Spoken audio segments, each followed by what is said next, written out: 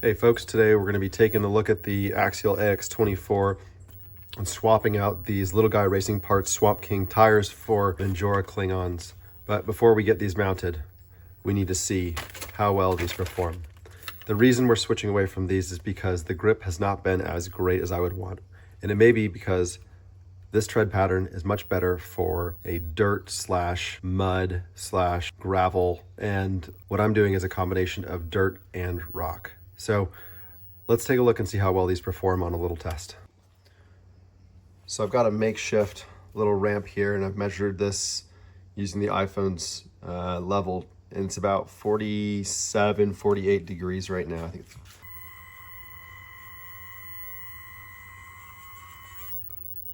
So it makes it up at that size, no problem.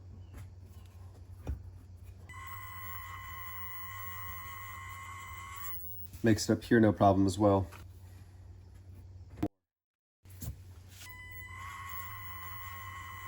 Starting to struggle a little bit. The tires are gripping, but they are slipping too. So one more time.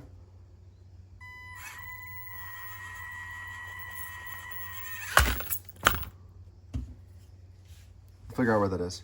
All right, so just did the measurement, and that is 49 degrees where it fell off. Now, obviously you can see that the springs are fully unsprung at that point, and the tires are slipping a little bit at this point too. So I think new tires plus something to keep the weight down in the front so it's not so sprung might help a lot here. Let's talk about what we're going to be putting on. We've got the Injora Cling On tires. These are the 64 millimeter variant on a 1.0 rim. And we're taking off the Little Guy Racing Parts Swamp Kings. I got some water on here because I just tried to wash these.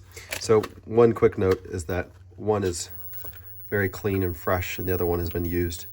The tread is not so much worn, but the dust on there means it's a little bit less grippy than something brand new. So I am cognizant of the fact that this S5 grippy compound is probably extremely grippy right now, and over time might not be this grippy.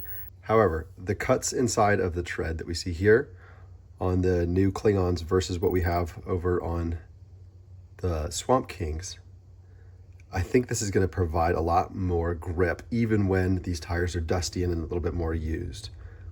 Now, how that holds up over time, I have no idea, but we'll test and probably need to check in a few weeks to see how it's performing. But I'm hopeful that these perform a little better than these. The other thing I'm thinking about as I make this modification is that I've had some trouble with these tires just in terms of their compression.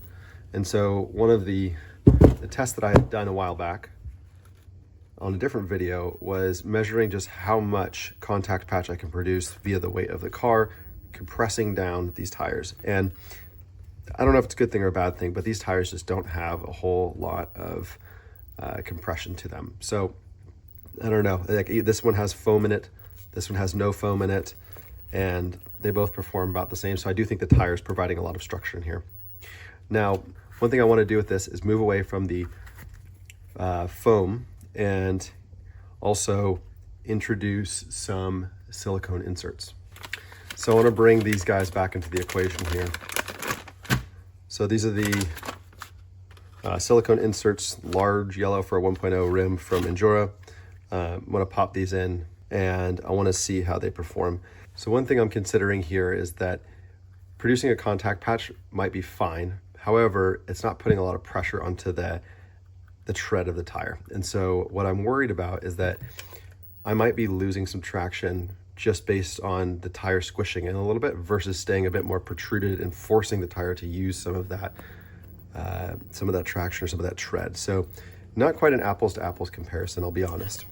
But that's part of this hobby, is that you get to tinker around and have fun and do what you want and see what combinations work. So we're going to be trying the Cling On with a silicone insert and comparing that against the Little Guy Racing Parts Swamp Kings with no foam and with foam. All right, let the fun begin. Fits in there nicely. Definitely tight, but it's surprisingly, I don't know, it might just be that this tire compound is much thinner but it feels like there's decent compression. But I don't know, we'll have to test and see. All right, let's get some tires off.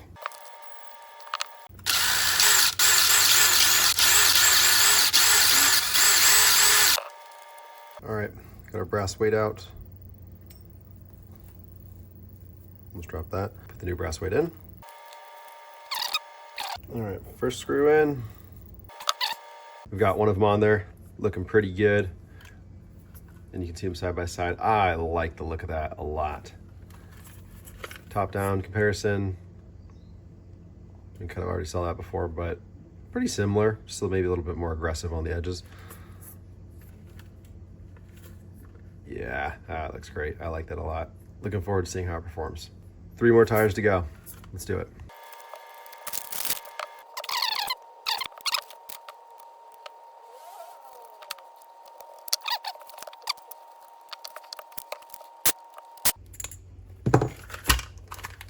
All right, new rubber the whole way around. These things are great, but visual peel aside, we got to figure out how they perform, see if they can go more than 49 degrees.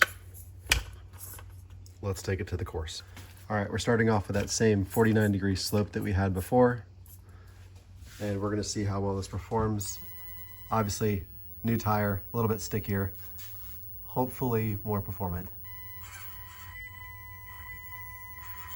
Look at that. Oh, that's a cakewalk. Too easy. All right, we're gonna ramp this up. Let's see how it does.